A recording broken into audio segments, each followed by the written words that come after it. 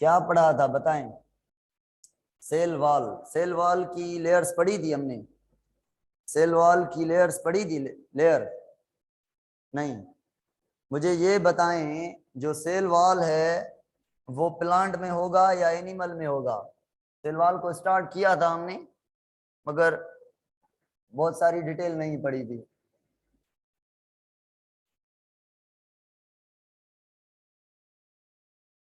Cell wall, cell wall के बारे में हमने पढ़ा था कि cell wall outermost dead layer है, जो कि प्लांट में मिलती है, बैक्टीरिया में मिलती है और फंजाई में मिलती है। एनिमल में सेल वॉल नहीं होती कभी भी।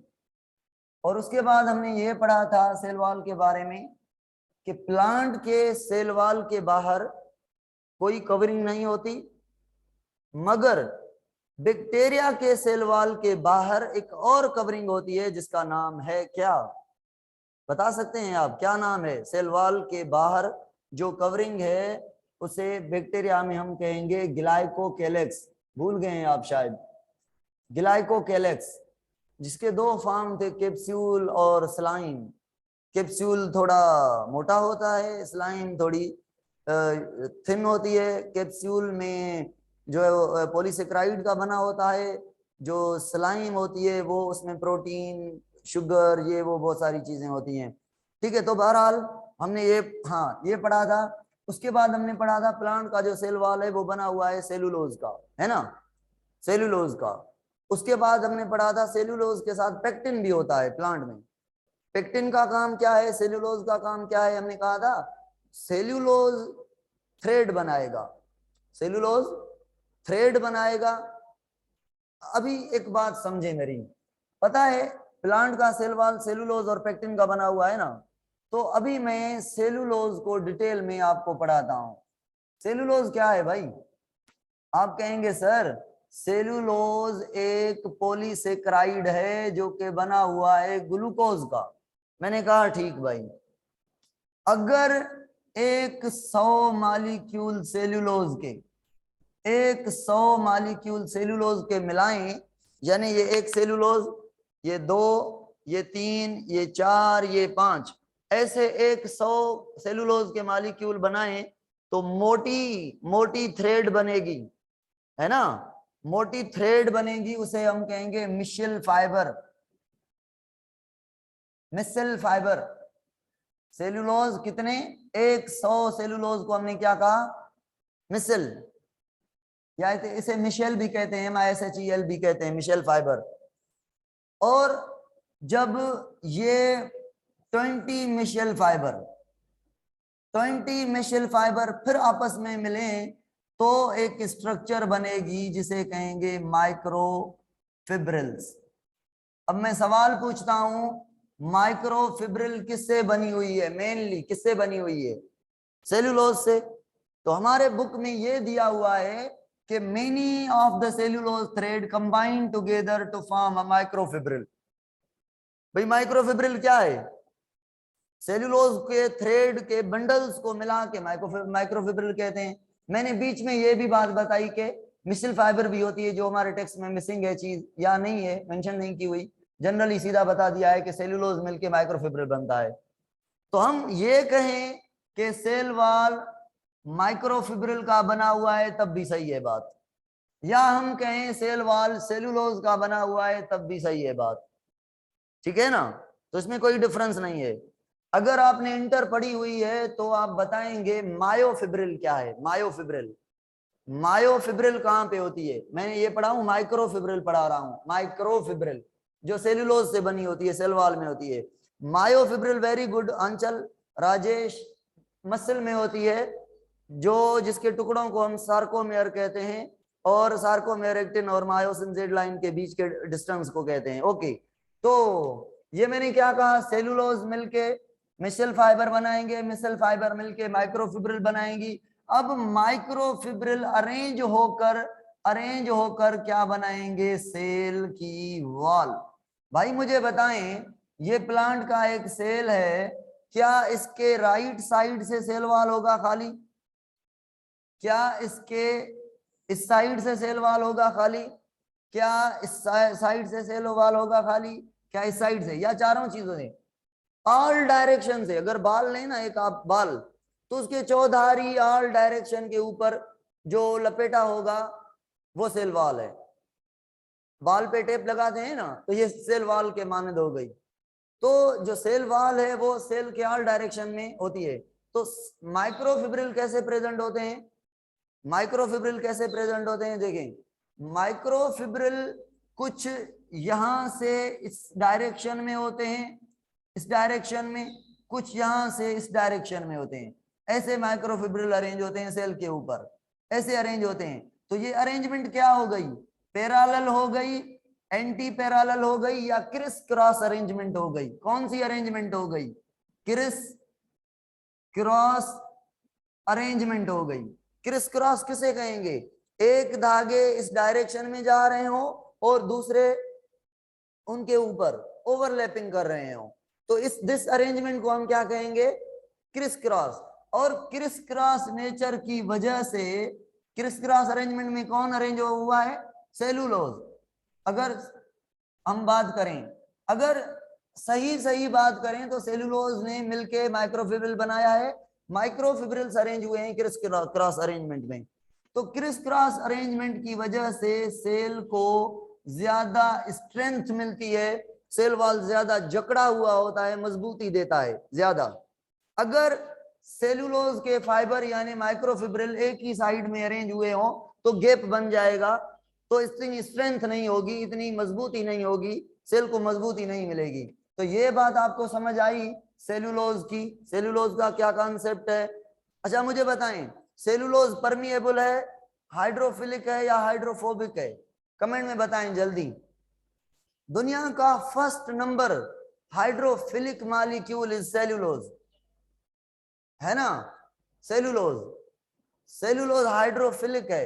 तो सेल वॉल सेलुलोज से बना हुआ है, तो क्या होगा? सेल वॉल हाइड्रोफिलिक है, परमिएबल है, ठीक है। उसके बाद हम आते हैं एक और कॉन्सेप्ट पे जिसका नाम है पेक्टिन। भाई पेक्टिन प्रेजेंट होती है ना, कहां पे प्रेजेंट होती है पेक्टिन? मिडिल लेमेला में प्रेजेंट, सेल वॉल में, अभी कह रहे हैं सेल वॉल में। पेक्टिन और पेक्टिक एसिड ये दो फॉर्म होते हैं, पेक्टिन और पेक्टिक एसिड ये दो फॉर्म होते हैं पेक्टिन के। पेक्टिन जो होती है वो बनी होती है 200 मॉलिक्यूल, 200 मॉलिक्यूल किसके? 200 मॉलिक्यूल गैलेक्टोरोनिक एसिड के। गैलेक्टोरोनिक एसिड एक शुगर है, गैलेक्टोज का डेरिवेटिव है, जो कौन सी नेचर में है? एसिडिक नेचर में है। तो पेक्टिन बनी होती है 200 मॉलिक्यूल की, कौन से 200 मॉलिक्यूल? गैलेक्टोरोनिक एसिड। और ये जो गैलेक्टोरोनिक एसिड हैं, शुगर हैं, तो इसमें कार्बोक्सिलिक ग्रुप होते हैं। हाँ क्या होते हैं? Carboxylic group. अभी ये जो कार्बोक्सिलिक ग्रुप होते हैं, ये कार्बोक्सिलिक ग्रुप क्या होते हैं? मिथाइलेटेड, मिथाइलेटेड, मिथाइलेटेड की बात समझ रहे हैं? CH3 मिथाइल ग्रुप लगा होता है। और जो पेक्टिन के गैलेक्टोरोनिक, पेक्टिन किससे बना हुआ है? गैलेक्टोरोनिक एसिड कितने? 200। तो मेजॉरिटी ऑफ गैलेक्टोरोनिक एसिड में, मेजॉरिटी, सारे में नहीं कह रहा मैं, सारे नहीं कह रहा, मेजॉरिटी ऑफ गैलेक्टोरोनिक एसिड में लगे होंगे क्या? आवाज का किसी को प्रॉब्लम है क्या? वॉइस का किसी को प्रॉब्लम है क्या? वॉइस का, is there any problem of voice? Voice सही आ रही है? नो सर, बता नहीं रहे आप, क्या करें? इधर लगाऊं मैं माइक, थोड़ी करीब हो जाए, है ना? अभी अभी सही है, परफेक्ट है, ओके। अभी भी सही नहीं आवाज? अगर अभी भी वॉइस सही नहीं है ना, तो ये प्रॉब्लम आपकी तरफ से है। हाँ बहुत सारे स्टूडेंट कह रहे हैं वॉइस बिल्कुल सही है। देखें भाई, मैं क्या कह रहा था, जो पेक्टिन है वो बनी है 200 मॉलिक्यूल से। कौन से 200 मॉलिक्यूल? गैलेक्टोरोनिक एसिड से। तो जो ऑल गैलेक्टोरोनिक एसिड हैं उनके ऊपर नहीं, मेजॉरिटी ऑफ गैलेक्टोरॉनिक एसिड में जो मिथाइल ग्रुप है, कार्बोक्सिलिक ग्रुप है, उनमें क्या लगा हुआ है? Methyl group.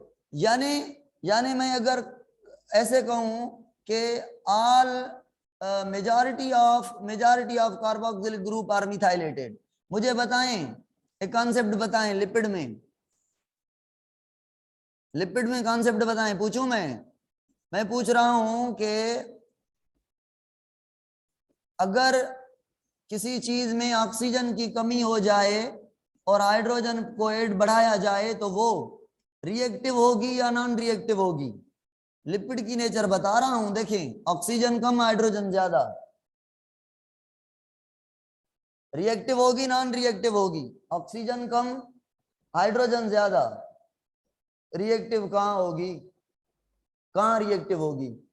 Non reactive. Lipid क्या है? Non reactive, non polar. Lipid को नॉन पोलर और नॉन रिएक्टिव क्यों कहते हैं? क्योंकि लिपिड में कार्बन कार्बन के ऊपर hydrogen hydrogen hydrogen hydrogen hydrogen, हाँ देखें आखिरी कार्बन पे 3 हाइड्रोजन यानी मिथाइल ग्रुप अटैच होता है। अब ये कार्बन या ये कार्बन या ये कार्बन या ये कार्बन या ये सारे देखें टेट्रावेलेंट हैं, वैलेंसी इनकी पूरी हो गई, किससे रिएक्ट करेंगे बताएं भाई? तो ऑक्सीजन के ना होने से, हाइड्रोजन के ज्यादा होने से जो मॉलिक्यूल हो जाता है वो नॉन रिएक्टिव हो जाता है, नॉन पोलर हो जाता है। अगर मैं कहां कहां से ये हाइड्रोजन हटा लूं, ये हाइड्रोजन हटा लूं, तो ये कार्बन क्या हो गया? ये कार्बन क्या हो गया? ये रिएक्टिव हो गया।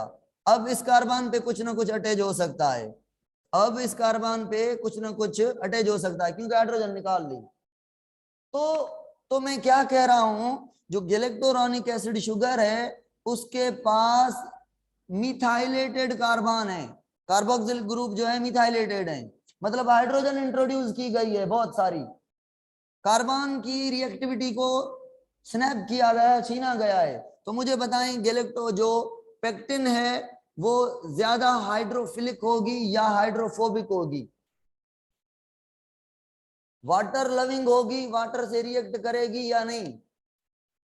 नॉन रिएक्टिव हो जाएगी, मगर 100% नॉन रिएक्टिव नहीं, 100% नॉन रिएक्टिव नहीं। क्यों? हाँ हाइड्रोफोबिक हो जाएगी या लेस हाइड्रोफिलिक कह लें। क्यों 100% हाइड्रोफोबिक नहीं होगी? क्योंकि मैंने ये कहा था कि पेक्टिन में 200 गैलेक्टोरॉनिक एसिड हैं और जो मेजॉरिटी ऑफ कार्बन है गैलेक्टोरॉनिक एसिड हैं उनमें कार्बोक्सिलिक ग्रुप है, सारों में नहीं। यानी कुछ ऐसे भी गैलेक्टोरॉनिक एसिड हैं जिनके पास मिथाइलेटेड कार्बोक्सिलिक ग्रुप नहीं है, तो वो रिएक्टिव होंगे, बाकी सारे जो मिथाइलेटेड होंगे वो नॉन रिएक्टिव होंगे। तो मैं ये कह सकता हूं कि गैलेक्टोरॉनिक एसिड से बनी हुई जो पेक्टिन है, कार्बोक्सिलिक एसिड जो मिथाइलेटेड है, इनकी वजह से लेस हाइड्रोफोबिक हो जाएगी, लेस हाइड्रोफोबिक हो जाएगी। क्या? Less hydrophilic, sorry less hydrophilic, ठीक है ना, लेस हाइड्रोफिलिक हो जाएगी और मोर हाइड्रोफोबिक हो जाएगी। क्या? पेक्टिन। पेक्टिन जो है वो हाइड्रोफिलिक, लेस हाइड्रोफिलिक। अगर मिथाइलेटेड ग्रुप को निकाल लें तो रिएक्टिव यानी हाइड्रोफिलिक हो जाएगी, मोर हाइड्रोफिलिक। ठीक भाई, पेक्टिन का क्या पढ़ा हमने? 200 मॉलिक्यूल का बना हुआ है, 200 galacturonic acid, majority of galacturonic acid contain carboxylic group with methyl, methylated carboxylic group, मतलब पेक्टिन जो है वो लेस हाइड्रोफिलिक है। सेल वॉल को तो हमने पढ़ा है कि सेल वॉल हाइड्रोफिलिक है, सेल वॉल को हमने पढ़ा है कि सेल वॉल हाइड्रोफिलिक है, वाटर लविंग है। यहाँ पे हम कह रहे हैं कि ये जो है वो क्या है? लेस हाइड्रोफिलिक है क्योंकि मिथाइल ग्रुप लग गए। अभी देखें पेक्टिक एसिड और पेक्टिन में फर्क। पेक्टिक एसिड, पेक्टिन कितने मॉलिक्यूल का बना है? 200, ये 100 मॉलिक्यूल का बना है। कौन से 100 मॉलिक्यूल? गैलेक्टोरॉनिक एसिड। फर्क ये है कि इसमें CH3 ग्रुप नहीं होगा, methylated group, methylated carboxylic group नहीं होंगे। तो मुझे बताएं पेक्टिन और पेक्टिक एसिड से सिंपल कौन सा है? Simple pectic acid. हाइड्रोफिलिक ज्यादा कौन सा है? हाइड्रोफिलिक, ये भी पेक्टिक एसिड है ना। तो पेक्टिक एसिड और पेक्टिन में ज्यादा हाइड्रोफोबिक कौन है? पेक्टिन और पेक्टिक एसिड में से ज्यादा हाइड्रोफोबिक कौन है? पेक्टिन, पेक्टिक एसिड को मैं रिपीट कर रहा हूं कि पेक्टिक एसिड 100 मॉलिक्यूल से बना हुआ है, पेक्टिन 200 से। 200 में से majority contain carboxylic group, methylated group, methylated carboxylic group, उसकी वजह से ये लेस हाइड्रोफिलिक हो गए।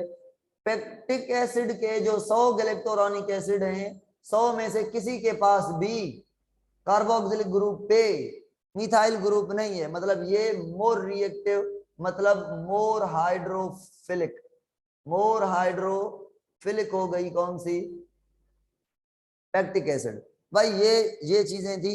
अभी मैं ये दो टर्म पढ़ा, आपके क्लियर हो गए। अभी मैं आ रहा हूं सेल वॉल की डिटेल पे। ठीक है, सेल वॉल किससे बना हुआ है, प्लांट का पेक्टिन और सेलुलोज पे। तो सेलुलोज की डिटेल हमने पढ़ी और पेक्टिन की डिटेल पढ़ी। पेक्टिन के साथ पेक्टिक एसिड क्यों होता है मुझे ये बताएं कमेंट में, तो मैं आगे चलूं। पेक्टिन काफी नहीं था क्या, पेक्टिन को हम क्या कहते हैं, ग्लू है, सीमेंट है, कल हमने पढ़ा था कि अटैच करवाएगा। प्लांट का सेल वॉल बना हुआ है सेलुलोज का, सेलुलोज के थ्रेड को जोड़ने के लिए, ये सेलुलोज के थ्रेड है ना, इनको जकड़ने के लिए ये जो ग्लू होगा ये पेक्टिन होगा, पेक्टिक एसिड होगा।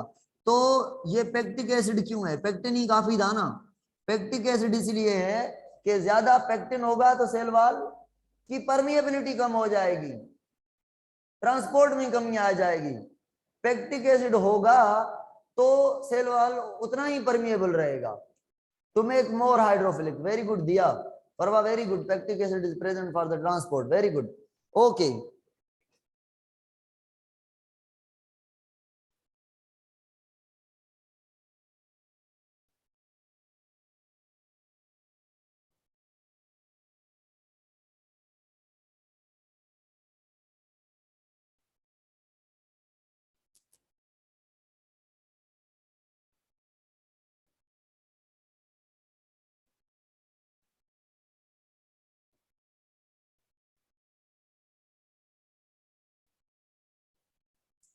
मैं ये सेव कर लूं तो आगे चलते हैं।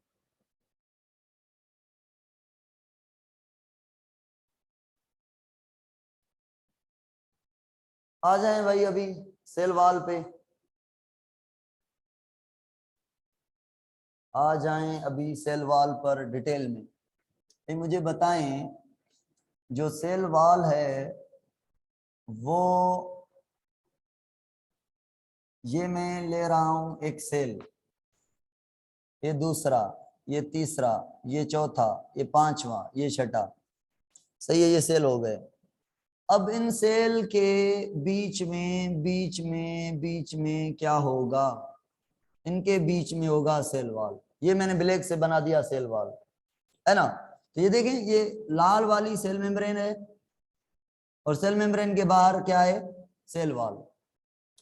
तो हर सेल के बीच में, हर सेल के बीच में, हर सेल के बीच में सेल वॉल है ना। ये पढ़ेंगे सेल वॉल। हमने पढ़ा था, सेल वॉल का ओवरव्यू तो हो गया है। आज हम पढ़ेंगे लेयर सेल वॉल की। सेल वॉल में कितनी लेयर्स हैं भाई, 3 लेयर्स हैं सेल वॉल में। एक लेयर को हम कहते हैं मिडिल लेमेला, मिडिल का मतलब है बीच वाली, लेमेला का मतलब है लेयर। सेल वॉल की वो लेयर जो दो सेल्स के बीच है, दो सेल्स के बीच है। मिडिल लेमेला दो सेल के बीच एक ही होती है। मिडिल लेमेला किसी भी सेल का पार्ट नहीं, सेल वॉल का पार्ट है, याद रखना, सेल का पार्ट नहीं। तो ये एक्स्ट्रा सेल्यूलर लेयर है, एक्स्ट्रा सेल्यूलर लेयर है, सेल के बाहर लेयर है। सेल वॉल की लेयर है मगर सेल की लेयर नहीं। सेल स्टार्ट होगा प्राइमरी सेल वॉल से। तो मैंने ये बना दिया, ये बना दिया आपके सामने एक सेल, ये बना दिया आपके सामने दूसरा सेल। ठीक है भाई, 2 सेल हो गए।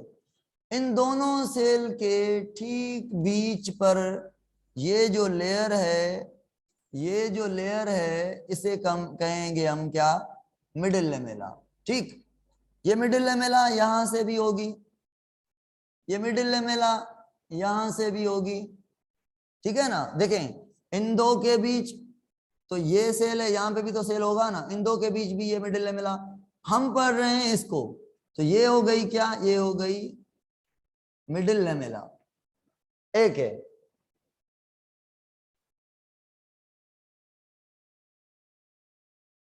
सिंगल प्लांट सेल अगर लें तो ये मैं आपको चीज क्लियर करवा रहा हूं, ये आप समझ जाएंगे कि सेल वॉल कहाँ कौन सी लेयर है, कहाँ कौन सी लेयर है। देखना देखना आप छोड़ें इस बात को। मिडिल लेमेला एक है दो सेल के बीच, एक्स्ट्रा सेल्यूलर है, किसी सेल का पार्ट नहीं, और मिडिल लेमेला का काम है इन दो सेल्स को आपस में जोड़े रहना, इन दो नेबरिंग सेल्स को जोड़ना, जकड़ के रखना, मजबूत करना, अटैच करना। अच्छा, इंपॉर्टेंट बात ये कि मिडिल लेमेला के ठीक साइड में जो नेक्स्ट लेयर है सेल वॉल की, जो नेक्स्ट लेयर है that is primary cell wall.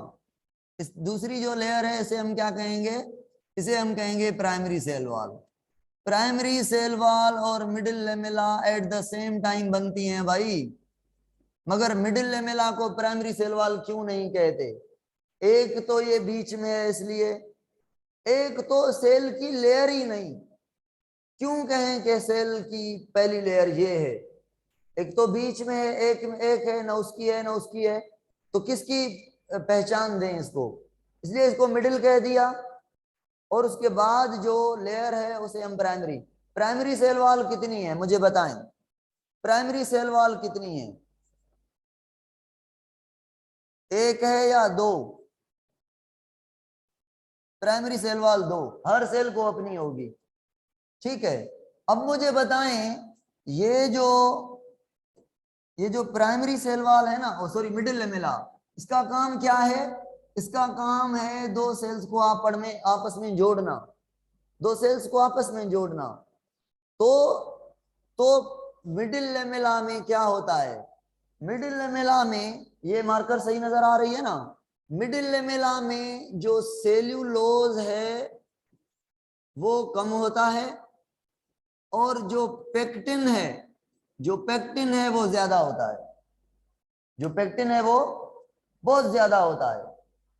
फायदा, फायदा ये कि जो पेक्टिन है वो गिल्यू है भाई, वो गिल्यू है, वो सीमेंटिंग का काम करता है कि दो चीजों को जोड़ता है। तो मिडिल लेमेला में पेक्टिन ज्यादा है, इस पेक्टिन के ज्यादा होने की वजह से ही मिडिल लेमेला का क्या काम बन रहा है, दो सेल्स को आपस में जोड़ना।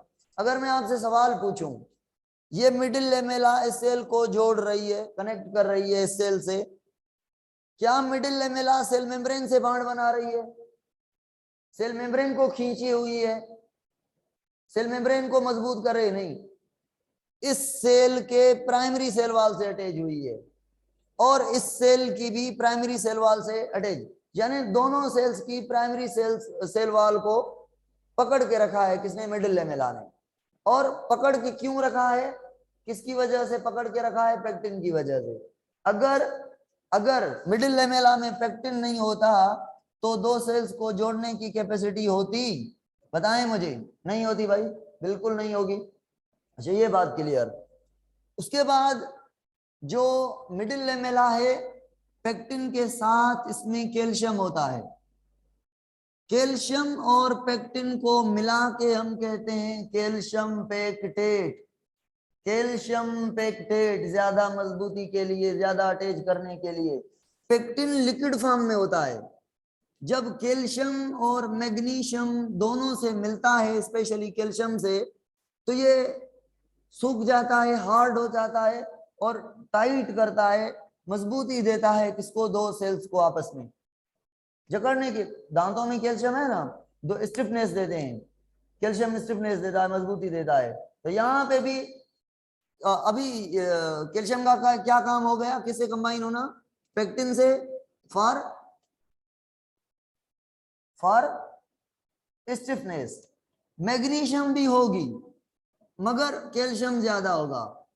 अभी मिडिल लेमेला बन गई cellulose, pectin, calcium and magnesium से। जो मेजर कंपोनेंट है मिडिल लेमेला का वो है पेक्टिन। पेक्टिन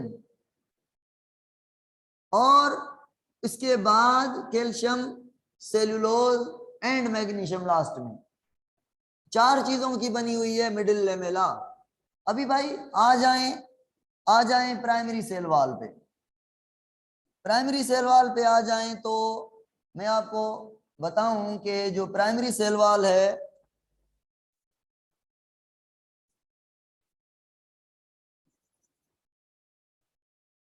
पहली बात तो ये 2 हैं।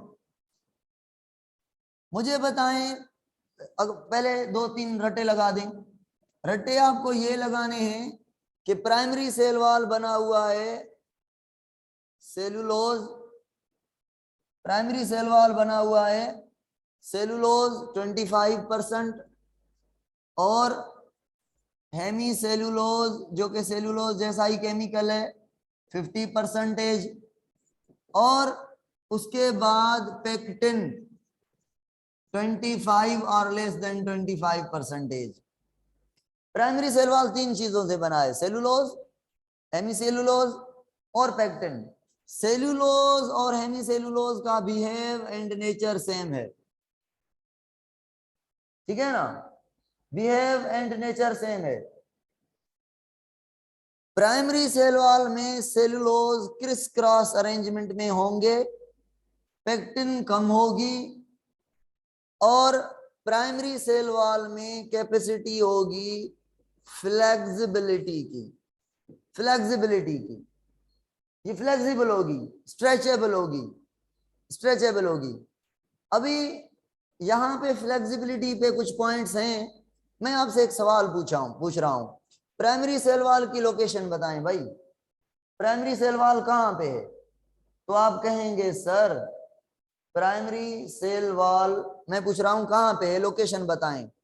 तो आप बता रहे हैं मुझे कि सर ये बिटवीन है, मैं कह रहा हूं किसके, आप कहेंगे सर सेल मेम्ब्रेन, देखिए अंदर, अंदर से सेल मेम्ब्रेन है, बाहर से मिडिल लेमेला है, cell membrane and middle lamella के बीच में है। मैंने कहा ओके, ये तो आपकी बात सही है, मगर ये बात है यंग सेल्स के लिए।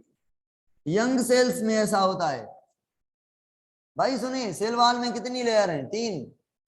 अब सेल हैं 3, सेल के टाइप देखें, ये बात आपको समझ में याद रखनी है। कौन सी? एक सेल होता है मेरिस्टेम, एक सेल होता है मेरिस्टेम। मेरिस्टेम सेल किसको कहते हैं? जो डिवाइड कर रहे हो, डिवाइडिंग सेल्स। न्यू सेल्स हैं ये, लिविंग सेल्स हैं ये।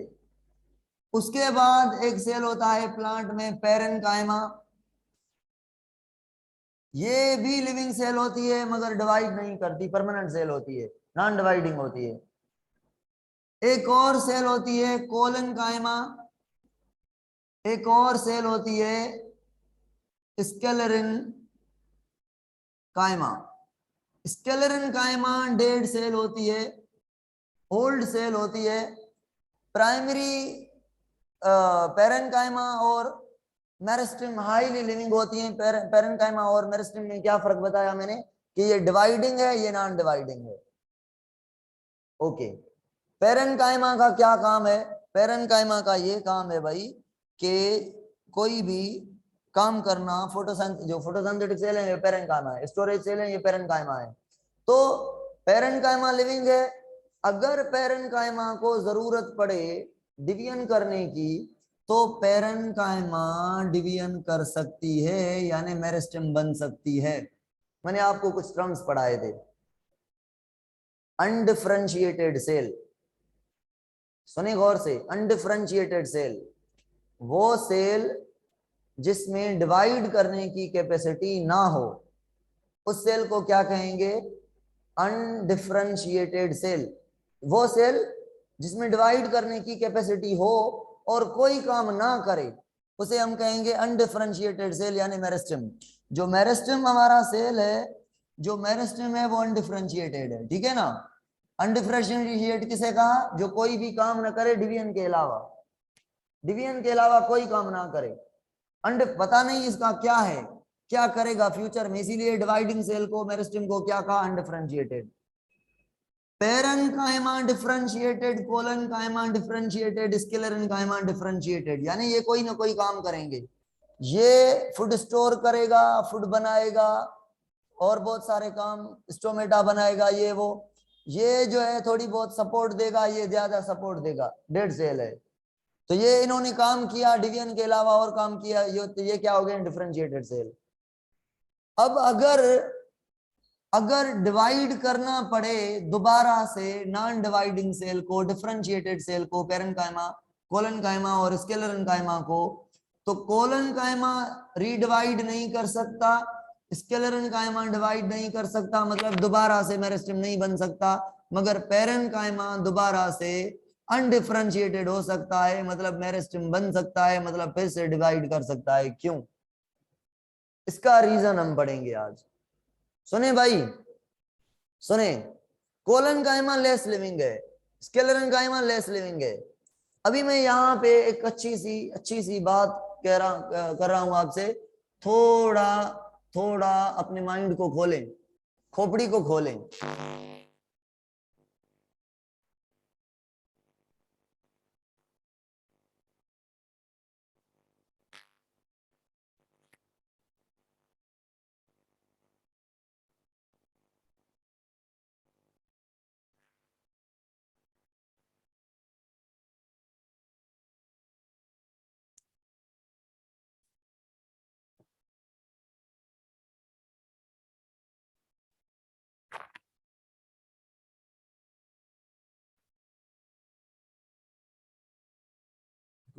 थोड़ो यो सिस्टम थी तो वने इनके सेट करे वठा, स्क्रीन के हलाया तो वो लाइट वही हली वरी। जेस ताईं जनरेटर वारो सिस्टम सेट थे तेस ताईं यो इशू पाण के फेस करणो पवंदो। आज फ्राइडे आ, सर राजेश तव्हां के ॿुधायो, इंशाल्लाह सुभाणे ताईं यो सिस्टम सेट थी वेंदो।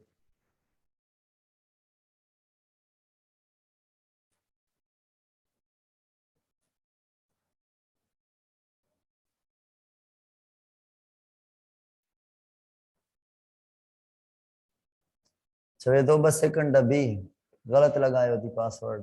हाँ बाबा, ये पासवर्ड पैटर्न सही नथो मने, छा कयांस मां।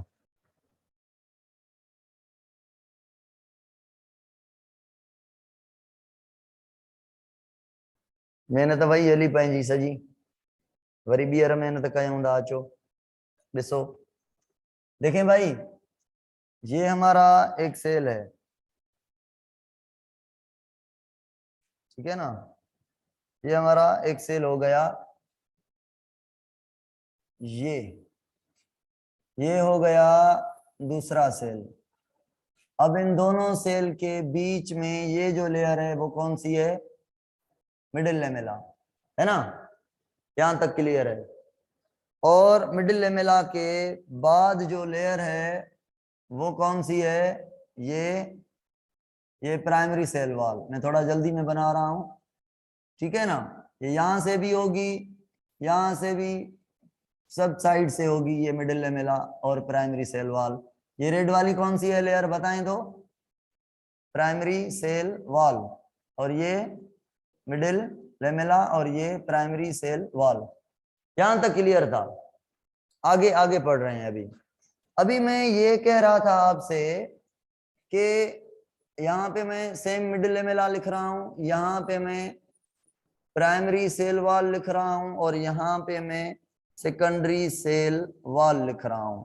देखें भाई, जो यंग सेल है ना, यंग सेल, उसमें क्या क्या होगा। यंग सेल में मिडिल लेमेला होगी और प्राइमरी सेल वॉल होगा। यंग सेल में सेकेंडरी सेल वॉल नहीं होता। यंग सेल में सेकेंडरी सेल वॉल नहीं होता। यंग सेल में सेकेंडरी सेल वॉल नहीं होता, या ये बात क्लियर। सेकेंडरी कब आता है, देखें, एक बात है, एक बात याद करें मेरी। सेकेंडरी सेल वॉल में एक केमिकल होता है जिसका नाम है लिग्निन। कौन सा, लिग्निन। ये स्टिफनेस, हार्डनेस, मजबूती देता है, बहुत ज्यादा, बहुत सारी मजबूती देता है। इसकी वजह से सेल हार्ड हो जाता है, नॉन फ्लेक्सिबल हो जाता है, जो फ्लेक्सिबिलिटी है, लचक, वो नहीं रहती सेल में। दीवार जैसे काम करता है, दीवार नहीं हिलती ना, ऐसे सेल नहीं हिलेगा। इसका मतलब ये हो गया, प्राइमरी सेल वॉल में लिग्निन नहीं, मिडिल लेमेला में लिग्निन नहीं, तो ये क्या होंगे, फ्लेक्सिबल होंगे या सेकेंडरी सेल वॉल की तरह नॉन फ्लेक्सिबल होंगे? बताएं, प्राइमरी और मिडिल क्या होंगे? Flexible. Very good, very good. अच्छा, प्राइमरी सेल वॉल में और मिडिल लेमेला में कैपेसिटी होगी फ्लेक्सिबिलिटी की। भाई मुझे ये बताएं, अगर ये नया सेल बना है, अभी अभी नया सेल न्यू बना है, अभी अभी बना है, इसके बाहर ये क्या है, इसके बाहर ये क्या है, सेल वॉल, सेल वॉल है। अब ये सेल बड़ा होना चाह रहा है, ये सेल कह रहा है मैं इतना बड़ा हो जाऊंगा। अगर यंग सेल में सेकेंडरी सेल वॉल होती तो क्या ये यंग सेल ग्रो कर पाता? क्या ये अपनी शेप चेंज कर पाता? क्या ये अपनी साइज बढ़ा सकता? नहीं। तो यंग सेल में सेकेंडरी सेल वॉल का ना होना सही है, और होता भी नहीं, और होता भी नहीं। तो यंग सेल में सेकेंडरी सेल वॉल क्यों एब्सेंट है? क्योंकि यंग सेल को क्या करना है, ग्रो।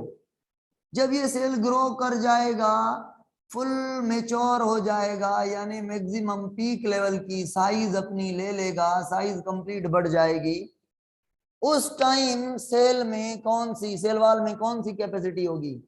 स्ट्रेचेबिलिटी की कैपेसिटी होगी या नहीं? बड़े होने की, स्ट्रेच होने की कैपेसिटी प्राइमरी और मिडिल में होगी, होगी। नहीं तो कैसे सेल बढ़ेगा? अगर सेल वॉल स्ट्रेच नहीं हो रहा, सेकेंडरी में नहीं होगी, मैं प्राइमरी और मिडिल की बात कर रहा हूं, प्राइमरी और मिडिल में सेल वॉल के स्ट्रेच होने में, बड़े होने की कैपेसिटी नहीं होगी, मेच्योर के बाद नहीं होगी, मेच्योरेशन से पहले। मैं कह रहा हूं यंग से मेच्योरिटी तक जो सेल बढ़ रहा है, मतलब सेल वॉल ने उसको इजाजत दी है ना, आ जाए भाई, बढ़ते जाएं बढ़ते जाएं, मैं भी बढ़ता जा रहा हूं। मतलब सेल वॉल भी सेल की जगह से बढ़ता जाता है, सेल बढ़ता है तो सेल वॉल भी बढ़ता है, स्ट्रेच होता है। इस कैपेसिटी को कहते हैं स्ट्रेचेबल कैपेसिटी। तो सेल वॉल प्राइमरी क्या हो गया, स्ट्रेचेबल। अच्छा, अगर हम एक रबर लें, रबर को ऐसे स्ट्रेच करें तो ये स्ट्रेच हो गया, बड़ा हो गया, जब छोड़ेंगे तो ये छोटा हो जाएगा, तो जो ज्यादा है, बिल्कुल। जब इसको फोर्स लगाएंगे तो ये बड़ा हो जाएगा, और फोर्स कम करेंगे तो ये छोटा हो जाएगा, अपनी जगह पे लौट आएगा। रबर की बात कर रहा हूं मैं। सेल वॉल ऐसा नहीं, स्ट्रेच होता है, लौटता नहीं। मतलब सेल वॉल जो स्ट्रेच होगा, बड़ा होगा, लंबा होगा, वो इरिवर्सिबल है, इरिवर्सिबल है। इरिवर्सिबल की बात समझ रहे हैं ना, कि ये फिर छोटा, ऐसा नहीं है कि प्लांट सेल बड़ा हो गया फिर छोटा होगा, नहीं नहीं नहीं, बड़ा हो गया तो बस। मतलब प्लांट की सेल की ग्रोथ क्या है, रिवर्सिबल या इरिवर्सिबल? सेल वॉल की ग्रोथ क्या है, रिवर्सिबल क्या या इरिवर्सिबल? इरिवर्सिबल ग्रोथ है। प्लांट एनिमल सेल बड़ा छोटा हो जाता है। यहाँ पे सेल मेम्ब्रेन तो अंदर जा सकती है, मगर सेल वॉल अंदर कभी भी नहीं जा सकता। खास करके याद करें, मुझे बताएं, अगर कोई सूखी हुई लकड़ी हो, सूखी हुई लकड़ी हो, उसको हम तोड़ें, एक तो टूटेगी नहीं, फ्लेक्सिबिलिटी नहीं होगी सूखी होने की वजह से। अगर टूटेगी तो वो क्या बनाएगी, एंगल बनाएगी, या ऐसे टूटेगी लकड़ी, ऐसे टूटेगी क्या, ओवल शेप बनाएगी? वो कैसे टूटेगी, ऐसे टूटेगी, ऐसे एंगल बनाएगी, एंगल बनाएगी, है ना? समझ आ रही है ना बात मेरी? तो सेल वॉल, मैं पूछ रहा हूं सवाल आपसे, सेकेंडरी सेल वॉल के होने से क्या सेल वॉल ओवल शेप हो सकता है? ओवल, गोल, राउंड नहीं। प्राइमरी और मिडिल के होने पर सेल की शेप होगी ओवल। जब यंग सेल होगा तो उसकी शेप होती है प्राइमरी और मिडिल होने, वो सॉफ्ट है ना, फ्लेक्सिबल है दोनों, तो सेल ओवल होता है। जब सेकेंडरी सेल वॉल आ जाती है तो सेल में कॉर्नर बन जाते हैं। ये कॉर्नर बनना, एंगल बनना, ये निशानी है कि अब सेल में रिजिडिटी आ गई है, फ्लेक्सिबिलिटी खत्म होती जा रही है। इसका मतलब है सेकेंडरी सेल वॉल आ गया। अगर मैं पूछूं एक पॉलीगोनल सेल है, एक पॉलीगोनल सेल है, बहुत सारी कॉर्नर्स हैं सेल में, बताएं इसमें कौन कौन सी लेयर्स हैं? आप कहेंगे सर सभी हैं, प्राइमरी भी है, मिडिल भी है, सेकेंडरी भी है। अगर मैं पूछूं एक ओवल शेप सेल है, ओवल शेप छोटा सा सेल है, बताएं कौन सी लेयर इसमें मिसिंग है? कौन सी लेयर इसमें मिसिंग है बताएं? Secondary, very good, very good, secondary missing है इसमें, सेकेंडरी मिसिंग है। अभी आगे चलते हैं, ये बात आपकी क्लियर हो गई। अभी आगे चलते हैं, देखें भाई, यंग सेल से सेल मैच्योर हो गया, मैच्योर होने के बाद सेल क्या होगा? ओल्ड। अगर मैं पूछूं young cell, growing cell, mature cell में प्रोटोप्लाज्म क्या होगा? छोटा होगा या बड़ा होगा? प्रोटोप्लाज्म छोटा होगा या बड़ा होगा? Young cell, growing cell, mature cell में बड़ा। बस जवाब नहीं दे रहे आप, जल्दी जल्दी जल्दी जवाब नहीं दे रहे, बड़ा होगा। तो ये सेल मेम्ब्रेन लगी हुई है, देखें, सेल वॉल से। कौन से सेल वॉल से? प्राइमरी सेल वॉल से। प्रोटोप्लाज्म क्या है? मैच्योर सेल में, ग्रोइंग सेल में, यंग सेल में जो प्रोटोप्लाज्म है वो बहुत बहुत बड़ा है, सेल वॉल पतला सा है। याद रखें, मिडिल लेमेला की साइज है 1 to 3 माइक्रोमीटर, सॉरी माइक्रोमीटर, और प्राइमरी सेल वॉल की भी साइज है 1 to 3 micrometer. Primary cell wall और मिडिल लेमेला थिकनेस में एक ही जितने हैं, 1 to 3 माइक्रोमीटर होते हैं। जो सेकेंडरी सेल वॉल वो 5 to 10 माइक्रोमीटर, यानी बहुत मोटा होता है प्राइमरी और मिडिल लेमेला से। अभी मुझे ये बताएं, प्रोटोप्लाज्म बड़ा है, इसका मतलब है सेल वॉल पतला सा है, इसका मतलब है सेकेंडरी सेल वॉल नहीं, मोटा सा सेल वॉल नहीं। अब मैं कहूं सेल वॉल मैच्योर से ओल्ड होता जा रहा है, ओल्ड होता जा रहा है मतलब डेथ की तरफ जा रहा है, डेथ की तरफ जा रहा है मतलब प्रोटोप्लाज्म, प्रोटोप्लाज्म क्या होता जा रहा है? कम होता जा रहा है, कम होता जा रहा है। तो प्रोटोप्लाज्म कम हो रहा है, इसका मतलब क्या हो गया? इसका मतलब क्या हो गया? सेल मेम्ब्रेन कहां जा रही है? सेल मेम्ब्रेन अंदर जा रही है या बाहर जा रही है? बताएं जल्दी।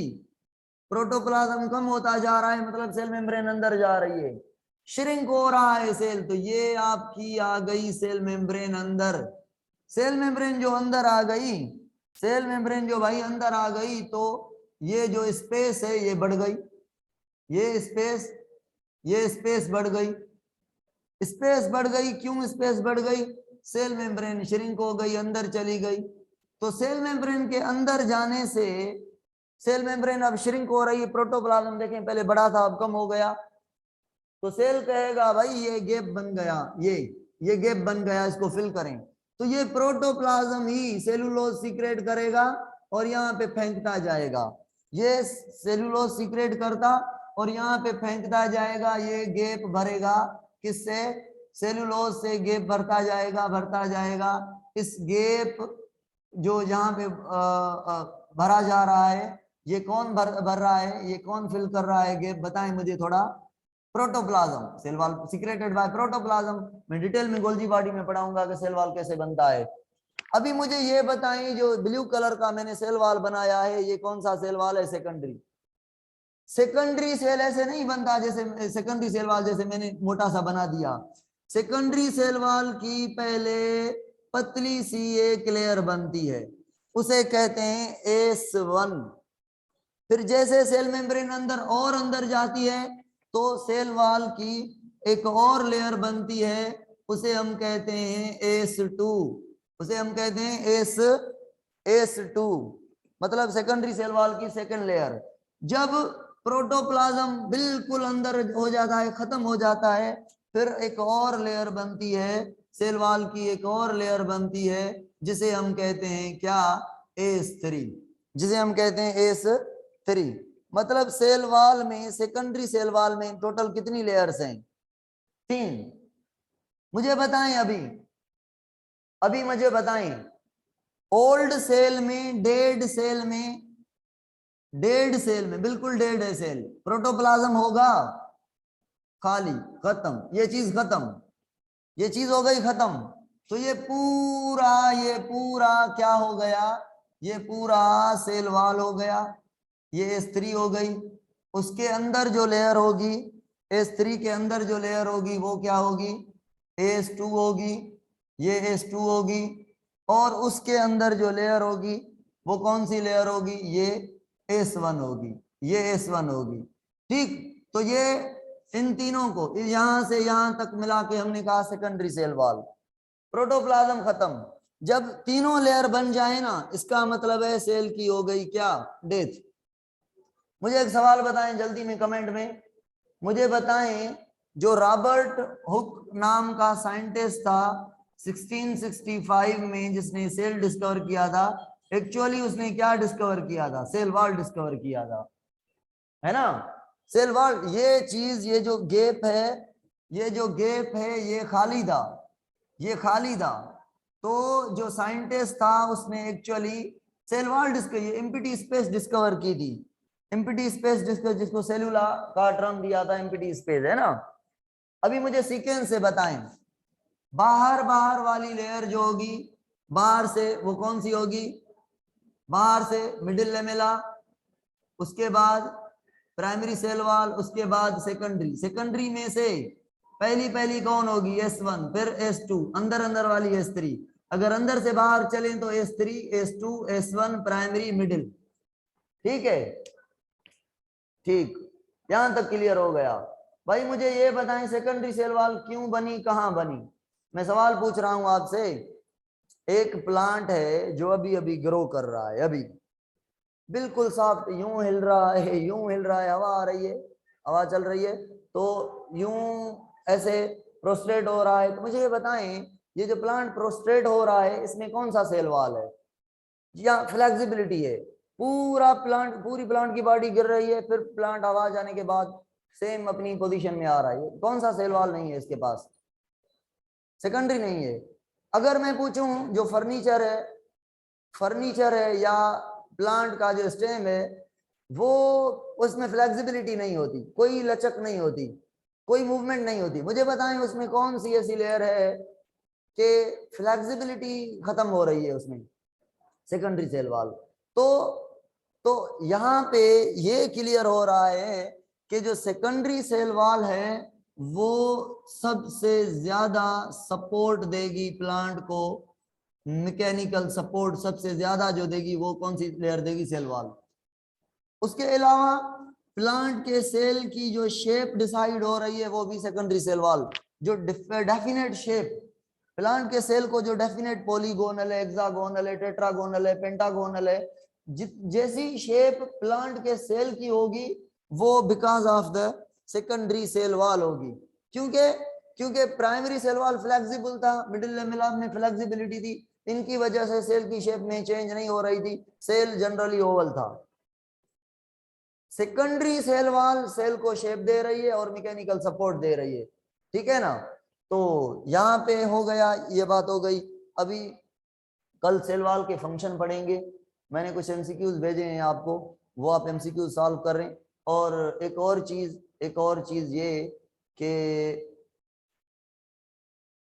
प्लांट सेल वॉल के बीच एक पोर होता है, प्लांट के सेल वॉल के बीच एक पोर होता है जो इस सेल की मेम्ब्रेन से, ये सेल की मेम्ब्रेन चली जाएगी दूसरे सेल की मेम्ब्रेन से कनेक्ट होती है, मतलब दो सेल्स की सेल मेम्ब्रेन आपस में कनेक्ट होती हैं, और बीच में जो ये पोर मैंने बनाया है, जो ब्रिज मैंने बनाई है, उसमें दो साइटोप्लाज्म आपस में कनेक्ट हो रहे हैं। और इस जगह में क्या नहीं है, इस जगह में सेल वॉल नहीं है। तो जहां पे सेल वॉल नहीं है, इस सेल की सेल मेम्ब्रेन उस सेल की सेल मेम्ब्रेन से कनेक्ट होकर साइटोप्लाज्मिक कनेक्शन बना रही है। इस साइटोप्लाज्मिक कनेक्शन को हम कहते हैं प्लाज्मोडेस्मेटा। प्लाज्मोडेस्मेटा। प्लाज्मोडेस्मेटा क्या कहा हमने? प्लाज्मोडेस्मेटा क्या है? Cytoplasmic connection, cytoplasmic bridge between two cells formed by the cell membrane. अगर मैं कहूं सेल वॉल कंटिन्यू होता तो साइटोप्लाज्मिक ब्रिज बनती, प्लाज्मोडेस्मेटा बनती। और सिंपली पोर बिटवीन टू सेल। प्लाज्मोडेस्मेटा जो पोर है वो क्यों बनता है? मटेरियल को एक्सचेंज करने के लिए। भाई हमारा जो एनिमल का सेल है, ये एक सेल हो गया, ये 2-3, अगर इन्हें कोई वेस्ट बनाने हैं तो ये वेस्ट बाहर रिलीज कर लेंगे। यहां से वेस्ट ले जाएगी ब्लड, और ब्लड वेस्ट पहुंचाएगी कहां पे? किडनी के पास, और किडनी वेस्ट को रिलीज कर देगी, एक्सक्रीट कर देगी। प्लांट के पास कोई किडनी है? प्लांट के पास कोई ब्लड है? कोई ब्लड वेसल है जो वेस्ट निकाल के जाए? या प्लांट के पास कोई ब्लड वेसल है जो जल्दी में सेल के पास कोई चीजें पहुंचाए जल्दी में? रैपिड ट्रांसपोर्ट नहीं। तो प्लांट क्या करता है? जो अपने वेस्ट बनते हैं वो सेकेंडरी सेल वॉल में डिपॉजिट करता जाता है, ब्लड नहीं। और रैपिड फ्लो के लिए प्लाज्मोडेस्मेटा साइटोप्लाज्मिक ब्रिज रखता है प्लांट का सेल वॉल, ताकि एक सेल से दूसरे सेल की ओर कोई भी मटेरियल जाए तो उसमें टाइम ना लगे। टाइम बचाने के लिए अगर मटेरियल यहां से क्रॉस होता, cell membrane, cell wall, secondary, S3, S2, S1, primary, middle, फिर प्राइमरी, फिर S1, S2, S3, कितना टाइम लग जाता? पूरा दिन लग जाता। प्लांट का जो पानी है वो ऊपर नहीं या इधर उधर नहीं पहुंच जाता। तो इसी सिस्टम को फास्ट करने के लिए, मटेरियल्स को एक्सचेंज करने के लिए प्लांट ने ब्रिज रखी है, जिसे हम कह रहे हैं साइटोप्लाज्मिक ब्रिज और प्लाज्मोडेस्मेटा। इसका सिंगुलर है प्लाज्मोडेस्मा, प्लाज्मोडेस्मा। बाकी कल पढ़ेंगे सेल वॉल के फंक्शन और जो सेल वॉल। मुझे एक सवाल बताएं लास्ट में तो मैं क्लास खत्म करूं। जब सेल बढ़ेगा, जब सेल की साइज बढ़ रही है तो सेल वॉल की साइज क्या है? सेल वॉल थिक है या थिन है? जब सेल बड़ा हो रहा है, जब प्रोटोप्लाज्म बड़ा हो रहा है तो सेल वॉल थिन है। जब प्रोटोप्लाज्म कंडेंस होगा, प्रोटोप्लाज्म श्रिंक होगा, यानी सेल का टाइम आ जाएगा मरने का, सेल डेथ की ओर जाएगा। जब सेल का प्रोटोप्लाज्म खत्म होने लगेगा तो सेल वॉल ग्रो करने लगेगा। भाई सेल वॉल तो लिविंग तो नहीं है ना, डेड केमिकल का बना हुआ है ना, डिपोजिटेड केमिकल्स हैं, सेल्यूलोज ये वो, ये डिपोजिटेड केमिकल्स हैं। तो डेड पार्ट बढ़ता जाएगा, यानी सेल वॉल बढ़ता जाएगा। जब सेल खुद डेथ, जब सेल की डेथ होगी तो डेड पार्ट बढ़ता जाएगा। जब प्रोटोप्लाज्म कम होता जाएगा तो डेड पार्ट बढ़ता जाएगा, यानी सेल वॉल बढ़ता जाएगा। ठीक है ना? रिपीट करें। सुरक्षा देखें बाबा, सेकेंडरी सेल वॉल कब बना? यंग सेल था तो प्रोटोप्लाज्म बड़ा था, सेल मेम्ब्रेन किससे लगी हुई थी? सेल वॉल से, प्राइमरी सेल वॉल। जब सेल मेम्ब्रेन ने सिकुड़ना स्टार्ट किया, श्रिंक होना स्टार्ट किया, जब सेल मेम्ब्रेन सिकुड़ने लगी, इसका मतलब क्या है? प्रोटोप्लाज्म कम हुआ, मतलब सेल लेस लिविंग हुआ। जब लेस लिविंग हुआ तो गैप बन गया सेल मेम्ब्रेन और प्राइमरी सेल वॉल के बीच। तो उस गैप को फिल करने के लिए सेकेंडरी सेल वॉल बना। मतलब जब सेल डेथ की ओर जा रहा है, जब प्रोटोप्लाज्म श्रिंक हो रहा है, उस टाइम सेल वॉल बढ़ता जा रहा है ना? ये बात हो गई ना? तो सेल की ग्रोथ होगी तो सेल वॉल थिन होगा, सेल डेथ की ओर जाएगा, पुराना होगा, ओल्ड होगा तो सेल वॉल बढ़ता जाएगा। अपोजिट ग्रोथ है।